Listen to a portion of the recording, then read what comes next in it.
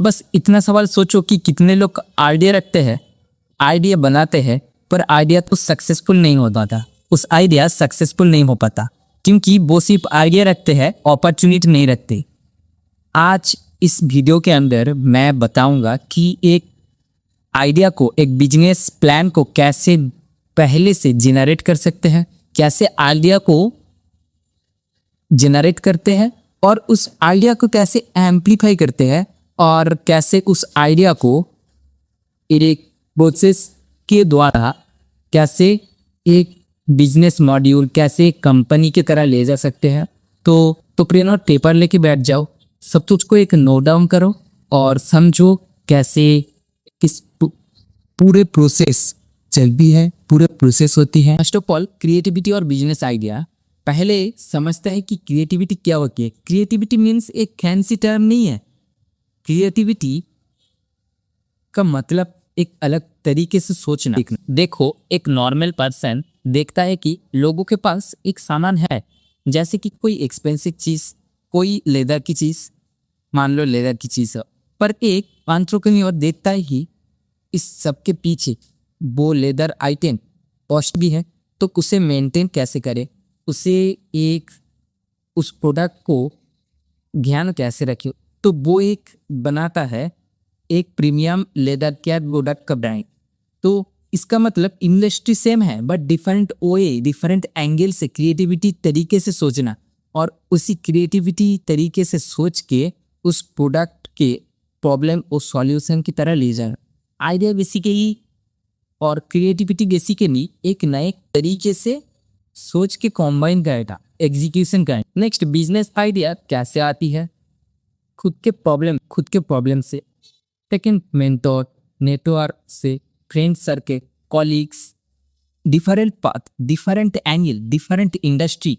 जब different industry में तुम प्रॉब्लम को समझोगे, प्रॉब्लम को एनालिसिस करोगे, तो उसी प्रॉब्लम की जब सॉल्यूशन निकालोगे। जितना भी बिजनेस एग्जिस्ट करता है, उस बिजनेस का पर्पस है कुछ भी प्रॉब्लम तो सॉल्यूशन करना, कुछ भी बिजनेस तो एक प्रॉब्लम के सॉल्यूशन को ही समझना एक बिजनेस आइडिया होती है। अब पॉइंट है आइडिया को कैसे डेवलप कैसे करें। लेट्स मार्केट ऑब्जर्वेशन से, लोगों के प्रॉब्लम से बिजनेस आइडिया ढूंढना। तो आप लोग अब बिजनेस आइडिया ढूंढ चुके, तो अब बिजनेस आइडिया आ गए। अब पॉइंट है आइडिया को कैसे डेवलप कैसे करते हैं। अब एक रॉ आइडिया आपके पास है, पर raw idea don't work.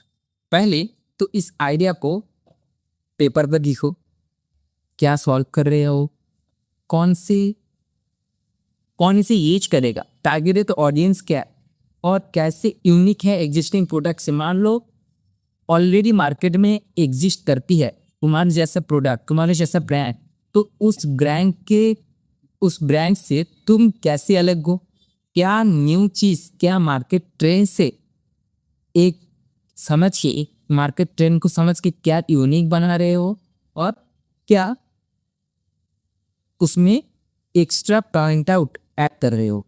Validation through your network, अपने फ्रेंड्स, अपने बिजनेस पीपल, पोटेंशियल कस्टमर से बात करो। आप समझो कि ये प्रॉब्लम जो आप सोच रहे हो वो रियल है या नहीं। आप जितना सोच रहे हो क्या वो सॉल्यूशन सफिशिएंट है उस प्रॉब्लम के, कितने लोग का नीड है। मान लीजिए हमारा टारगेटेड ऑडियंस, मान लीजिए हमारा इस एक स्टेट में इतने ऑडियंस है या कि इस जगह में इतने ऑडियंस है, पर मेरे जो प्रोडक्ट उस ऑडियंस को चाहिए या फिर नहीं, वो हम कैसे समझ। तो अगर नहीं चाहिए तो हमारा बिजनेस मॉड्यूल तो फेल है, वो तो नहीं चलेगा। तो इसीलिए किसको नीड है वो प्रोडक्ट, किसको नीड है वो आइडिया, वो सॉल्यूशन, वो समझो और वो समझने के बाद उसे वैलिडेशन, नेक्स्ट इम्प्रूवमेंट, फीडबैक के बाद प्लान को मॉडिफाई करो। जो अच्छा है उसे एम्पलीफाई करो, जो अच्छा नहीं है इसे ऑलरेडी रिमूव करो, जो अच्छी है उसे एक और बेहतरी तरीके से एम्पलीफाई करे। ये है प्रोसेस आपके आइडिया को पॉलिश बिजनेस प्लान में कन्वर्ट करता। तो नेक्स्ट है आइडिया वर्सेस अपॉर्चुनिटी, क्या डिफरेंस है आइडिया और अपॉर्चुनिटी सेम नहीं है। आइडिया मीन्स एक कॉन्सेप्ट, मुझे इको फ्रेंडली प्रोडक्ट बनाना है, पर अपॉर्चुनिटी मीन्स एक बिजनेस मॉड्यूल जिसमें एक प्रूवन डिमांड हो, एक एग्जीक्यूशन हो और एक पोटेंशियल प्रॉफिटेबिलिटी हो। आप गैप को एनालिसिस करो, B2B मॉडल देखो, या फिर कस्टमर पेन पॉइंट को समझो, कस्टमर के कहाँ पे दिक्कत है और कस्टमर को क्या नीड है, उस नीड के हिसाब से आप प्रोडक्ट बनाओ, आप आइडिया एग्जीक्यूशन करो, आप प्रॉब्लम सॉल्यूशन करो।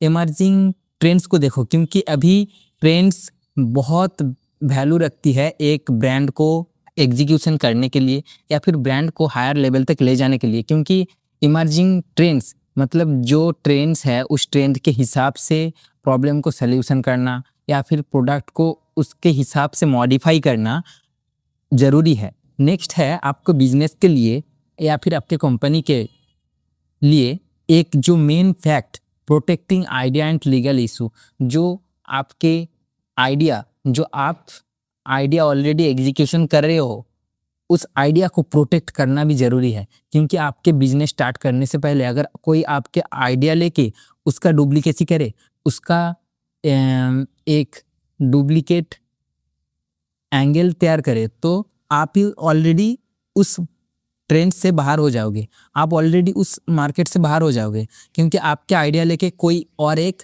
उससे ट्रेडमार्क करके उसे लीगल इशू दिखा के वो ब्रांड कर लेगा ऑलरेडी। नेक्स्ट है legal and safety, type of IP protection, patent, patent मतलब कि प्रोडक्ट डिज़ाइन, टेक्निकल सब कुछ। नेक्स्ट है trademark, logo, brand name, tagline, colour, font, इसके अंदर पड़ती है जो ट्रेडमार्क। नेक्स्ट है कॉपीराइट। ट्रेड सीक्रेट क्या है? Trade secret like Coca Cola के मैन्युफैक्चरिंग इंग्रेडिएंट्स, कोका कोला के इंग्रेडिएंट्स के बारे में कोई भी नहीं पता, क्योंकि वो उसके सबसे ट्रेड सीक्रेट बनाया हुआ है।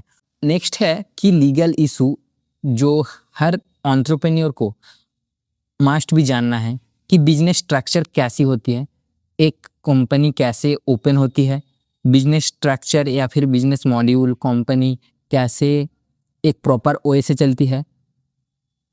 First of all sole proprietorship, second partnership and third है प्राइवेट लिमिटेड।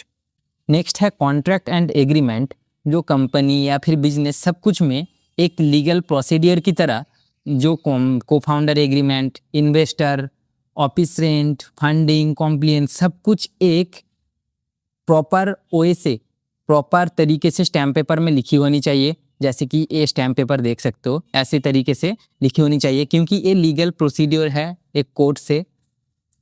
और ये हर कुछ बिजनेस में या फिर कंपनी जो भी स्टार्ट करो, सब कुछ में ये एक मेन प्रायोरिटी और मेन चीज़ है।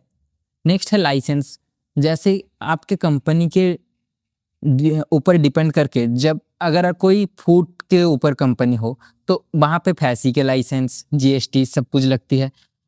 और कोई अगर मैन्युफैक्चर अगर कंपनी हो तो उसमें एक अलग मैन्युफैक्चर यूनिट के वहाँ पे लाइसेंस लगती है। तो हर फैक्ट्री या फिर हर एक डिफरेंट पाथवे में डिफरेंट लाइसेंस लगती है। तो ऐसे पूरे प्रोसेस एक आइडिया तक लेके एक अपॉर्चुनिटी, एक कंपनी या फिर एक बिजनेस मॉड्यूल तक, ये प्रोसेस या फिर इस OA से चलती है।